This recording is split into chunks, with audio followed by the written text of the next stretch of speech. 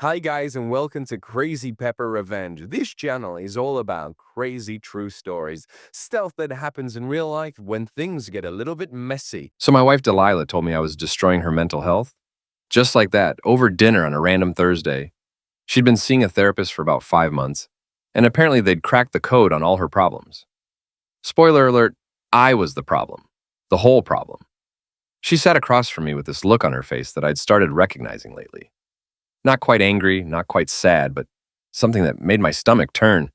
Like she'd been practicing this conversation in her head for weeks and was finally ready to deliver her TED talk on why I sucked.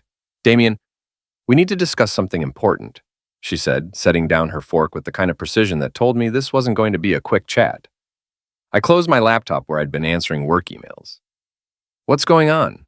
She folded her hands like a doctor about to give a terminal diagnosis. My therapist and I have been exploring the root causes of my anxiety disorder. We've identified the primary trigger. I waited. She took a breath. It's you, your communication style, your expectations, the way you exist in this space. You're the main contributor to my deteriorating mental state.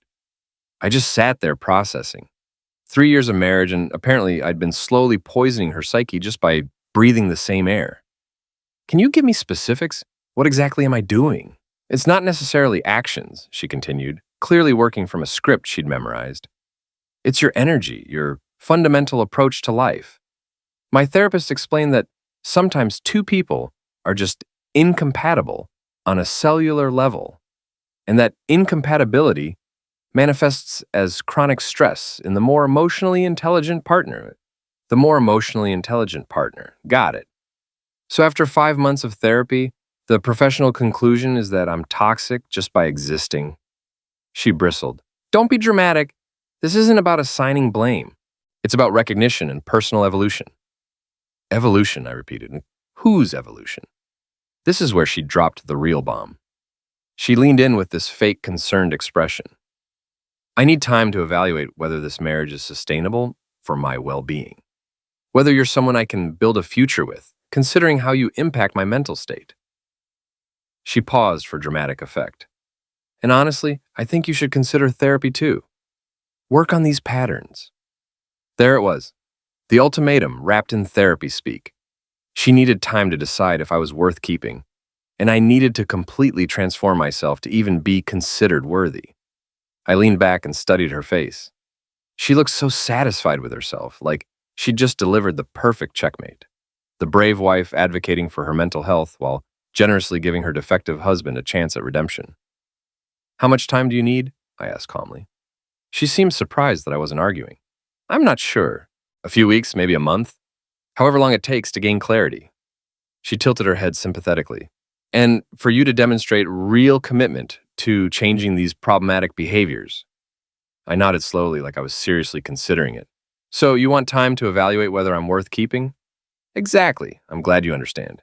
And during this evaluation period, I'm supposed to transform into whatever version of me you and your therapist have decided might be acceptable. It's not about becoming someone else. It's about becoming your best self. I stood up and walked to the window, looking out at our neighborhood. Behind me, I could hear her shifting, probably confused about why I wasn't reacting how she'd planned. You know what's interesting? I said without turning around. What? You've spent 5 months paying someone to analyze your problems. And the big revelation is that everything's my fault. I turned to face her. That must have been such a relief. Her confidence flickered. It's more nuanced than that. Is it? Because it sounds like you found a professional who validates whatever narrative you want to believe about our marriage. And now you're using that validation to put me on trial. You're twisting this, she said, voice rising. This is exactly the defensive behavior my therapist warned me about. You can't accept feedback without making me the villain. I almost laughed. Instead, I smiled, which seemed to unsettle her more. You're absolutely right, I said. You should definitely take all the time you need to figure out whether I'm worth keeping. For the first time, she looked uncertain. You agree? Completely. In fact, take unlimited time. Really explore your options. See what else is out there. I sat back down, totally relaxed. Take as much time as you need to decide if I'm worth your precious mental health. She stared at me. This clearly wasn't the script. I want to work on this together, but I need space to think clearly. Absolutely. You should have all the space you need. I picked up my laptop. Just make sure you take that space somewhere else. The next morning, she was gone, packed a bag, and went to stay with her sister, leaving a note about needing clarity and hoping I'd use this time productively. What she didn't know was that I was about to use this time very productively, just not how she imagined. Here's the thing about living with someone for 3 years. You learn their patterns, their habits, their tells. Over the past 5 months since she started therapy, I'd noticed changes, not just in how she talked to me, but in how she talked about everything. Her stories became more dramatic, her complaints more elaborate, her version of events increasingly creative. She'd tell friends about arguments we'd had, but her version would be wildly different from reality. I'd overhear phone calls where I was apparently controlling because I'd asked her to text me if she'd be late for dinner, or emotionally unavailable because I didn't want to analyze every minor disagreement for 3 hours. I'd chalked it up to normal venting. Everyone exaggerates when frustrated, right? But sitting in my quiet house, I realized it might be more than that. I decided to investigate. Her laptop was still here. She'd only taken her work computer. I knew her passwords because we'd always been open about that stuff back when we trusted each other. What I found was enlightening. Dozens of articles about emotional misuse, gaslighting, narcissistic partners, forums about surviving toxic relationships, blog posts titled, "How to Recognize When Your Partner is Destroying Your Mental Health," and "Why Leaving a Manipulative Spouse is Self-Care." But the real goldmine was her email drafts folder. She'd been writing detailed summaries of our interactions, apparently to review before therapy sessions. Except these summaries read like fiction. According to her notes, I was a master manipulator who used subtle intimidation and emotional warfare to control her. That time I suggested we create a household budget, financial control, and restricting her independence. When I asked her to pick up her clothes from the bedroom floor, nitpicking and criticism designed to erode her self-esteem. The evening I was quiet because I was stressed about a work deadline, silent treatment as punishment for not meeting his emotional needs. Every normal interaction, every minor disagreement, every human moment had been twisted into evidence of my supposed toxicity. She'd been building a case against me for months, collecting proof to show her therapist. The most interesting discovery was a series of draft emails to her sister, never sent, where she practiced different versions of our conflicts. I watched her story evolve through multiple drafts, getting more dramatic each time until the final version bore almost no resemblance to what actually happened. My personal favorite was her account of when she forgot to pay the electric bill and our power got shut off. In reality, I just sighed, called the utility company, and sorted it out while she apologized profusely. In her therapeutic narrative, I'd exploded in rage, berated her for being irresponsible, and made her feel worthless and incompetent. I sat back, pieces clicking into place. This wasn't therapy, this was performance art, with me as the unwitting villain in her one-woman show about surviving an abusive marriage. The brilliant part was how she'd positioned herself. She wasn't leaving me. That would make her look bad. She was working on the relationship by going to therapy. She wasn't making demands, she was just advocating for her mental health. She wasn't manipulating me. She was offering me the opportunity to grow. My phone buzzed with a text from her. "How are you processing everything? I hope you're taking this seriously and considering therapy for yourself." I stared at the message, then typed back. "Processing quite well, actually, learning a lot about patterns and behaviors. Very eye-opening." Her response came quickly. "I'm glad you're being open to self-reflection. That gives me hope." Hope she actually thought I was sitting here, agonizing over how to become worthy of her continued presence in my life. I spent the rest of the day going through more of her digital breadcrumbs, screenshots of text conversations with friends where she'd painted me as increasingly problematic, research on how to help a partner recognize their toxic behaviors, even a Pinterest board titled "New Beginning" filled with pictures of studio apartments and inspirational quotes about choosing yourself. The woman had been planning her exit strategy for months, but she wanted to be the hero of the story, the brave survivor who tried everything to save her marriage before finally reluctantly choosing herself over a man who just couldn't change. Except she'd made one crucial miscalculation. She'd assumed I'd play my assigned role, the desperate husband begging for another chance, proving her narrative about my neediness and emotional instability. She'd expected me to chase, to plead, to demonstrate exactly the kind of behavior she'd been telling her therapist about. Instead, I was sitting here getting a masterclass in manipulation, watching her carefully constructed fiction fall apart in real time. My phone rang, her sister Vanessa. "Hey," she said, voice careful and diplomatic. "I just wanted to check in on you. I know this situation with Delilah is complicated." "Complicated is one word for it," I replied. "She's really struggling right now. The therapy has brought up a lot of difficult realizations about your relationship dynamics." I almost laughed. Even her sister was reading from the same script. "I'm sure it has," I said. "Must be very validating to finally have a professional confirm that all her problems stem from external sources." There was a pause. That's not exactly how therapy works, isn't it? Because from where I'm sitting, it looks like 5 months and probably several $1,000s just to be told that she's perfect and I'm the problem. She doesn't think she's perfect. She's working really hard to understand herself and improve the relationship. By putting me on trial and demanding I change everything about myself while she continues exactly as she is? Another pause. Longer this time. "Maybe you should consider couples therapy together. Maybe she should consider finding a therapist who challenges her instead of enabling her sufferer complex." I could hear Vanessa's sharp intake of breath. "That's really unfair. She's trying to save your marriage." "No," I said calmly. "She's trying to rewrite history so that whatever happens next, she's the good guy." But the thing about rewriting history is that it only works if everyone agrees to forget what actually happened. After I hung up, I realized something had crystallized for me. This whole situation wasn't about our marriage at all. It was about control, narrative, and the desperate need to never be wrong about anything. She wanted unlimited time to decide if I was worth keeping. Perfect. Time works both ways, and I was starting to reach some very interesting conclusions of my own. She came back on Saturday morning looking refreshed and confident. Probably expected to find me broken down, ready to negotiate the terms of my rehabilitation. Instead, she found me in the kitchen making breakfast, completely at peace. "You look good," she said, clearly thrown off by my relaxed demeanor. "I feel good," I replied, not looking up from the eggs I was scrambling. This time apart has been incredibly enlightening. She set her purse down carefully, studying my face for signs of the emotional devastation she'd anticipated. "I'm glad you're using this time for self-reflection. Have you thought about finding a therapist?" "Oh, I've been doing plenty of research," I said, finally meeting her eyes. Amazing what you can learn when you really dig into patterns of behavior. Something in my tone made her stiffen slightly. "What kind of research?" I plated my eggs and sat down at the kitchen table, gesturing for her to join me. "Well, I've been reading about therapeutic manipulation, sufferer complexes, historical revisionism in relationships. Fascinating stuff, really." Her confident expression flickered.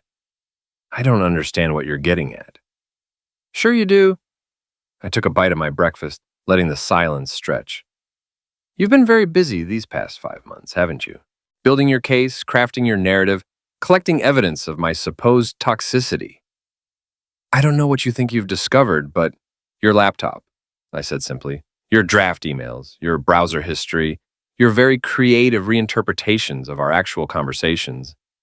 The color drained from her face. "You went through my private things. That's exactly the kind of controlling behavior I was talking about." I laughed, actually laughed, which seemed to shock her more than anything else I could have done. "See, that right there? That's the pattern I've been learning about. Deflection, blame shifting, making yourself the sufferer, even when you're caught red-handed. I am not. According to your therapeutic journal, I exploded in rage about the electric bill incident. Remember that?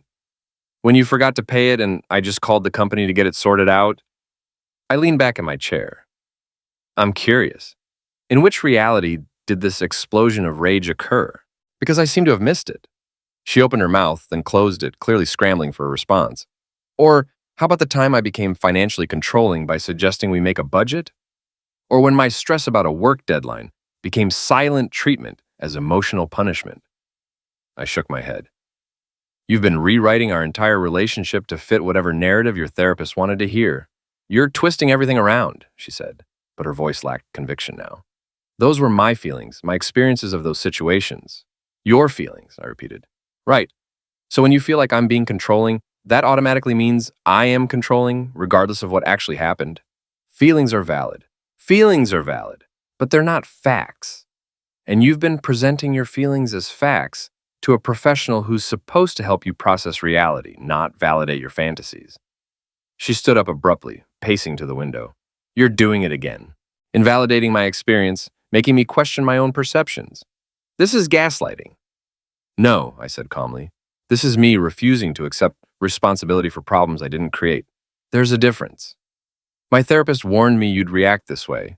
She said that when confronted with their behavior, toxic partners always turn it around and make themselves the sufferer. Your therapist, I said, standing up and walking over to her, has been listening to a distorted version of our relationship for 5 months. She's basing her professional opinion on information that's been filtered through your need to never be wrong about anything. That's not true, isn't it? Tell me, in all these therapy sessions, have you ever once taken responsibility for anything that's gone wrong between us? Have you ever mentioned your tendency to rewrite conversations to make yourself look better? Your habit of dramatizing minor disagreements? Your pattern of collecting grievances like they're trading cards? She turned away from me, but I could see her reflection in the window. The confident mask was slipping. Have you told your therapist about the time you screamed at me for 20 minutes because I suggested we might want to discuss major purchases before making them? Or did that become another story about my financial control? Stop, she whispered. Have you mentioned how you regularly go through my phone, my emails, my conversations with friends, looking for evidence that I'm doing something wrong? Or is that just being concerned about the relationship? Stop it. What about the way you punish me with days of cold silence whenever I disagree with you about anything? Let me guess. That's setting boundaries, right? She spun around, tears in her eyes, but not the kind that inspire sympathy. These were angry tears, frustrated tears. The tears of someone whose carefully constructed narrative was crumbling. You're being cruel, she said. I'm being honest. Maybe for the first time in months. I sat back down, completely calm. See, while you were taking time to decide whether I'm worth keeping, I was taking time to decide whether this relationship is worth saving. And you know what I discovered? She stared at me, waiting. I discovered that I've been living in a funhouse mirror version of reality, where every normal human interaction gets twisted into evidence of my character flaws, where I'm constantly walking on eggshells, trying not to trigger your next therapeutic breakthrough about my supposed toxicity. I've been so busy defending myself against accusations that have no basis in reality that I forgot to ask the important question. Why am I with someone who needs me to be the villain in their story? The kitchen fell silent, except for the sound of the coffee maker finishing its cycle.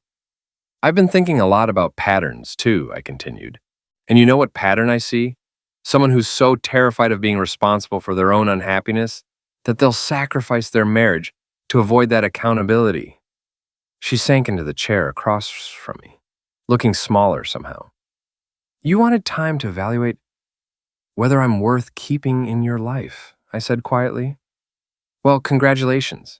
You've helped me realize that the person I married, the one who could admit when she was wrong, who could have actual conversations instead of building cases, that person doesn't exist anymore.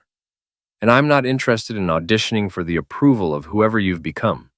Her phone buzzed, with what was probably a supportive text from her sister or her therapist. She glanced at it, then back at me. So what are you saying? She asked. I'm saying that your unlimited time to think starts now. And while you're thinking, you can do it somewhere else. She stared at me like I'd just spoken in a foreign language. This wasn't how her script was supposed to go.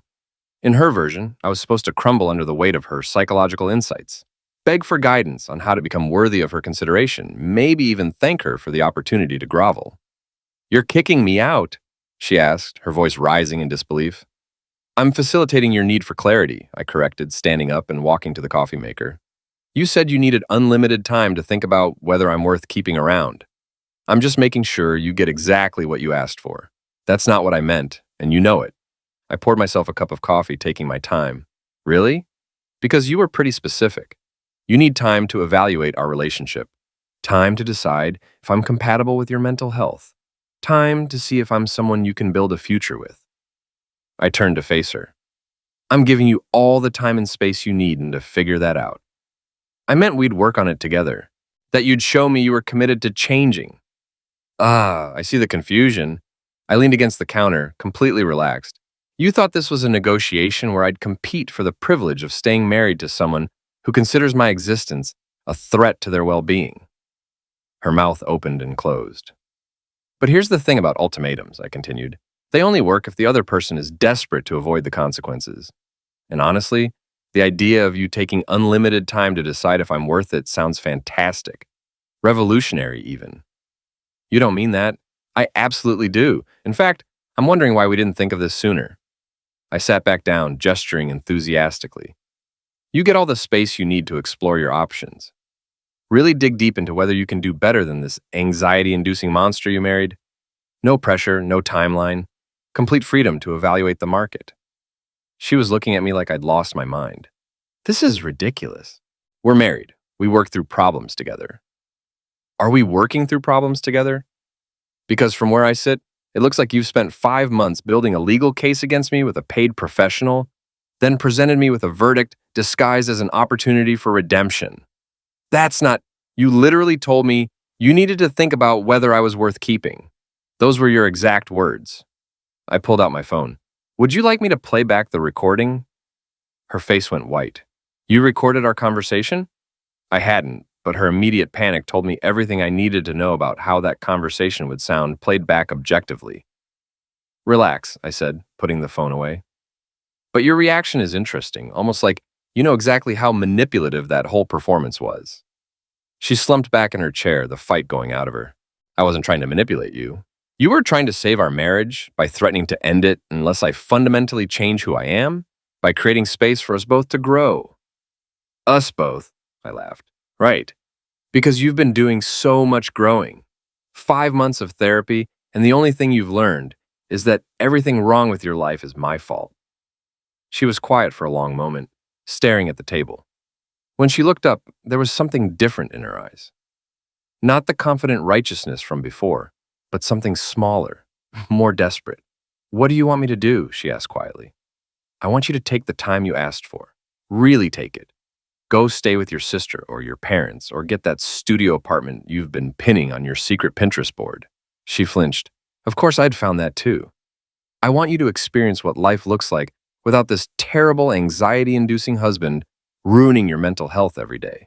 I want you to wake up tomorrow and the day after that and the day after that without my toxic presence contaminating your peaceful existence. And then what? I shrugged. Then you'll have your answer about whether I'm worth keeping around, and I'll have mine about whether I want to be kept. That stopped her cold. What do you mean? I mean that while you're taking unlimited time to decide if I meet your standards, I'll be taking unlimited time to decide if you meet mine. Seems fair, doesn't it?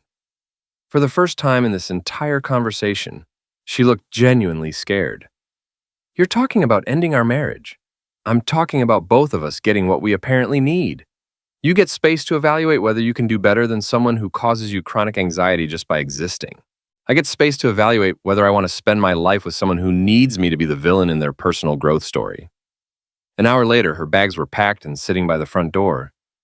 She stood there, looking lost, like she couldn't quite believe how quickly her power play had turned into an eviction notice. How long? She asked. How long what? How long do I have to figure this out? I smiled, but there was no warmth in it. You said unlimited time. I'm a man of my word. Take all the time you need. She picked up her bags, paused at the door, and looked back at me one more time. What if I decide I want to work on this? What if I realize I was wrong? Then you'll have learned something valuable about yourself, I said. And I'll have learned something valuable about what I'm willing to accept in a relationship. The door closed behind her with a soft click, and for the first time in months, the house was completely quiet. The first week without her was a revelation. Not in the way she'd probably hoped. Not me sitting alone realizing how empty my life was without her constant psychological evaluations. No, it was the opposite. It was like someone had turned off a noise I hadn't realized was always there. I woke up when I wanted to wake up, not when she decided it was time for our morning check-in about my emotional state. I made coffee without her analyzing whether I was using caffeine to avoid dealing with my feelings. I ate what I wanted without having to navigate whether my food choices somehow reflected deeper character flaws. I watched TV without commentary on how my viewing habits revealed my avoidance patterns. I went for a run without it being interpreted as me running away from our problems. I stayed up late reading without it becoming evidence of my inability to maintain healthy routines. For the first time in months, I could just exist without being analyzed, dissected, and cataloged as symptoms of some deeper dysfunction she'd invented. But the real eye-opener came when I started reconnecting with friends I'd gradually distanced myself from. Turned out that hadn't been my choice at all. Over the past year, she'd systematically undermined those relationships with constant critiques and manufactured emergencies that always seemed to coincide with my plans. Every time I'd make plans to meet up with Trevor or the guys from work, suddenly there'd be a crisis. She'd be having a panic attack. Or she'd need me to help her process something her therapist had said. Or she'd scheduled something important that she'd forgotten to mention until the last minute. And if I went anyway, I'd come home to cold silence and passive-aggressive comments about how I clearly didn't prioritize our relationship. Eventually, it was just easier to stay home, to avoid the drama, to keep the peace. I hadn't even realized I'd been isolated until I wasn't anymore. My friend Trevor called me Tuesday evening, surprised to hear from me. "Man, where have you been? We haven't seen you in months." "It's complicated," I said. "Everything okay with you and Delilah?" She seemed pretty tense the last few times we all hung out. We talked for an hour and a half. I realized how much I'd missed just having normal conversations with people who weren't constantly psychoanalyzing my word choices. Trevor told me about his new job, his kids' soccer games, his plans to renovate his kitchen. Normal stuff, human stuff, stuff that didn't require a therapeutic framework to discuss. When I hung up, I felt lighter than I had in months, like I'd been holding my breath underwater and finally came up for air. Meanwhile, my phone was lighting up with increasingly frantic messages from her. The confident woman who'd needed unlimited time to think was apparently having some second thoughts about the unlimited part. Day 3. "I hope you're using this time productively. Maybe we should set up a check-in schedule." Day 5. "I've been thinking about what you said, and I think we both said things we didn't mean." Day 7. "This silent treatment isn't helping anyone. We need to communicate." Day 9. "I'm trying to reach out, and you're just ignoring me." This is exactly the kind of emotional unavailability my therapist warned me about. Day 11. If you want to be childish about this, that's your choice. But don't blame me when this marriage falls apart." Silent treatment? I almost laughed at that one. I wasn't giving her the silent treatment. I was giving her exactly what she'd asked for. Space to think without my toxic presence, contaminating her decision-making process. But the messages kept coming, each one more desperate than the last. "I never said I wanted to break up. I said I wanted to work on things." "You're being vindictive and cruel. My therapist says this behavior is very concerning. We took vows. For better or worse, you're just giving up. I can't believe you're throwing away 3 years of marriage without even trying." Of course, her therapist was still involved, probably working overtime to help her figure out how to regain control of a situation that had spiraled completely out of her grasp. I wondered what version of events she was telling her therapist now. Probably that I'd abandoned her without warning, that I was punishing her for being vulnerable, that this was all more evidence of my emotional cruelty. The breaking point came 2 weeks in. I was having dinner with my brother Caleb when she showed up at the restaurant. Just walked right up to our table like she owned the place, tears streaming down her face, mascara running. The whole dramatic production. "We need to talk," she announced loud enough for half the restaurant to hear. My brother looked uncomfortable, glancing around at the other diners who were now staring at us. "Maybe I should—" "No," I said calmly, not even looking up from my pasta. She was just leaving. "I am not leaving. You can't just ignore me forever." She pulled out the empty chair and sat down uninvited. "I'm not ignoring you. I'm respecting your need for space to make important decisions about our future. That's not what this is, and you know it." Her voice was getting louder, more shrill. I stood up, left money on the table for our meal. "You're right. This is me discovering what my life looks like without someone who considers my existence a threat to their mental health. And you know what? It's pretty great." Caleb grabbed his jacket, clearly wanting to escape this scene. "You're being ridiculous." She stood up too, following me as I headed for the exit. "Am I? Because 2 weeks ago, you told me I was the source of your anxiety. You said you needed time to decide if I was worth keeping around. Now you're chasing me down in restaurants, demanding attention." I shook my head, pushing through the door into the cool evening air. "Which version is the real you? The one who needs space from my toxicity, or the one who can't handle me actually giving you that space? She looked around, suddenly aware that everyone was staring at us through the restaurant windows. People were probably filming this on their phones. Great. Can we please talk about this privately? Her voice dropped to a whisper. We did talk about it privately. You made your position very clear. I changed my mind. She grabbed my arm and I gently pulled away. That's interesting, I said. What changed? Did you suddenly realize I'm not actually toxic? Or did you just realize that unlimited time means unlimited time for me to think too? She scrambled for an answer that wouldn't make her look like the manipulative game player she'd revealed herself to be. Her mouth opened and closed a few times. I miss you? She said finally, her voice small. You miss controlling me, I corrected. There's a difference. Caleb had already walked to his car, giving us space but watching from a distance to make sure things didn't escalate. After a long moment of silence, she slid into his empty chair at the outdoor table. Please, can we just go home and talk about this like adults? We are talking about it like adults. You made an adult decision to put our marriage on trial. I made an adult decision to let you live with the consequences. I remained standing, hands in my pockets. She was quiet for a moment, and I could see her mind working, calculating her next move. Then her expression changed, less desperate, more calculating. The tears dried up remarkably fast. Fine, she said, her voice suddenly cold and hard. You want to play this game? My lawyer says I have every right to return to my own house. And she's advised me to document everything you're doing. This abandonment, this emotional misuse. There it was. When manipulation failed, she moved straight to threats. And now I was apparently emotionally abusing her by giving her exactly what she'd asked for. Your lawyer? I laughed, and it echoed in the quiet street. You've been gone for 2 weeks and you already have a lawyer. That's some pretty fast thinking for someone who just needed space to work on our relationship. Her face flushed red, realizing she'd just shown her hand. She just revealed that this whole thinking time had been spent consulting divorce attorneys, not reflecting on our marriage, not working on herself, not considering whether she'd been wrong. Just building her next case, this time with legal representation. You know what's fascinating, I said, starting to walk toward my car? 2 weeks ago, you were the concerned wife trying to save our marriage through therapeutic growth. Now you're threatening legal action and accusing me of misuse. Which role are you planning to play next? The tragic sufferer? The strong woman who escaped? I started walking toward the exit, then turned back. You're absolutely right about one thing. It is your house too. Come back whenever you want. Just remember, unlimited time works both ways. And my thinking time is just getting started. Oh, and say hi to your lawyer for me. Tell her I'll be getting my own. She came back 3 days later, key in hand, expecting to walk into a house where a broken man was waiting to negotiate his way back into her good graces. Instead, she found me in the living room, reading a book, completely at peace. The house was clean, organized. I'd rearranged some furniture, thrown out some of her clutter that had been driving me crazy for months. The place felt like mine again.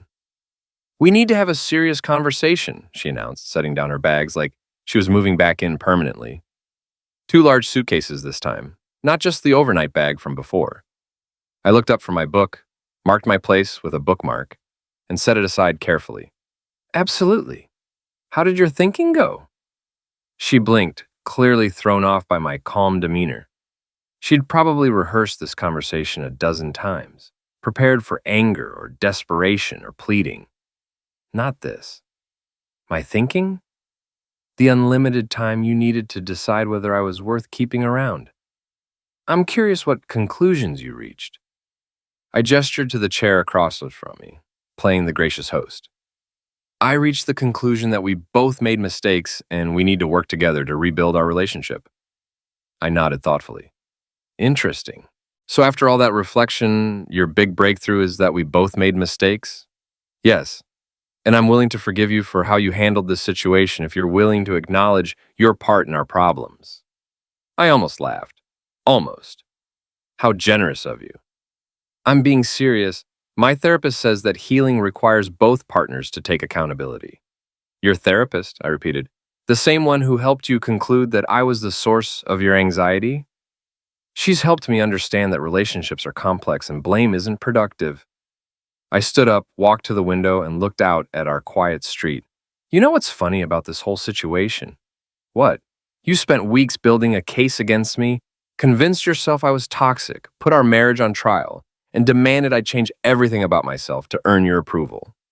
I turned to face her. But you never once asked the most important question? What question? Whether I wanted to stay married to someone who needed me to be the villain in their story. Her confident expression faltered. That's not... I never made you a villain. Didn't you? 5 months of rewriting our history, collecting evidence of my supposed toxicity, presenting ultimatums disguised as opportunities for growth? I shook my head. You turned our marriage into a courtroom where you were judge, jury, and prosecutor all at once. I was trying to improve our relationship. No, you were trying to avoid taking responsibility for your own unhappiness. It's much easier to blame me than to do actual self-reflection. She sat down heavily, looking smaller than when she'd walked in. So what are you saying? I sat across from her, my decision already made. I'm saying that you had unlimited time to decide whether I was worth keeping. Well, I used that same time to decide whether you were worth keeping. The silence stretched between us. And? She whispered, and I've reached my verdict. I leaned forward, my voice calm but final. I don't want to be married to someone who sees me as a problem to be solved rather than a partner to be loved. That's not how I see you, isn't it?